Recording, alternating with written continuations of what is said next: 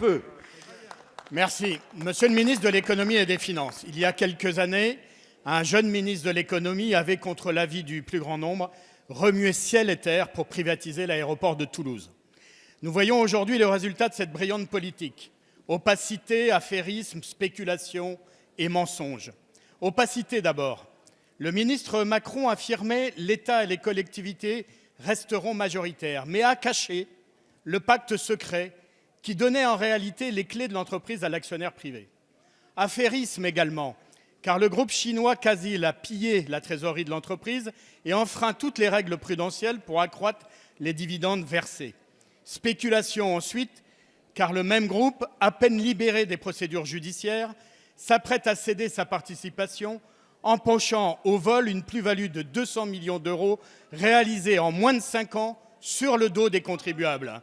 Mensonge enfin, il suffit de confronter à la réalité d'aujourd'hui les déclarations d'hier du ministre Emmanuel Macron qui s'enflammait sur le formidable projet industriel et ses excellentes garanties sociales pour se dire qu'il y a là un cas d'école de ce que l'on pourrait qualifier de mensonge d'État. Monsieur le ministre, ce sont les mêmes arguments qui ont été utilisés avant-hier pour privatiser les autoroutes, hier pour privatiser l'aéroport de Toulouse et aujourd'hui pour privatiser l'aéroport de Paris. Et à chaque fois, le même résultat, l'intérêt général affaibli et l'argent public gaspillé. Ma question est simple. L'État envisage-t-il de reprendre la main, de renationaliser l'aéroport de Toulouse et à tout le moins s'engager à ne pas céder ce qu'il conserve de participation dans l'aéroport de Toulouse? À défaut, envisagez-vous au moins de renoncer au pacte d'actionnaires qui prive les acteurs publics pourtant majoritaires de la maîtrise de cette entreprise stratégique? Merci, cher collègue. La parole est à Monsieur Bruno Le Maire, ministre de l'économie et des finances.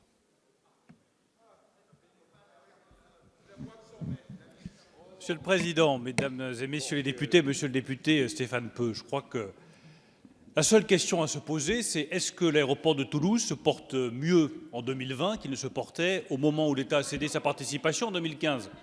La réalité, c'est qu'il se porte mieux aujourd'hui, qu'il fait plus de bénéfices, qu'il transporte plus de voyageurs et donc il est économiquement plus rentable pour les collectivités locales.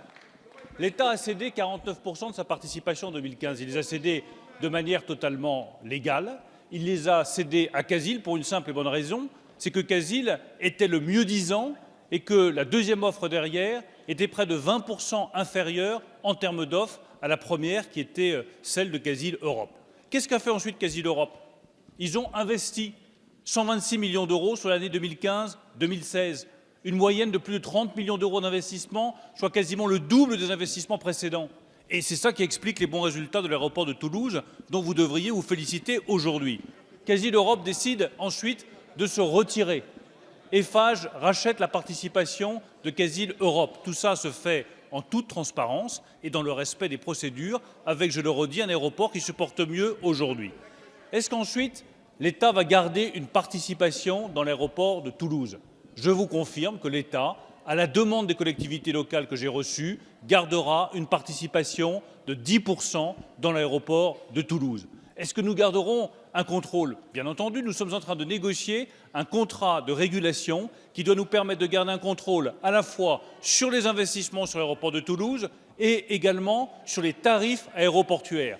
Donc je pense que tout cela devrait vous réjouir de voir que l'entreprise se porte bien, que les salaires se portent bien, que l'activité se porte bien et que par conséquent, aujourd'hui, l'aéroport de Toulouse peut voir son avenir de manière confiante.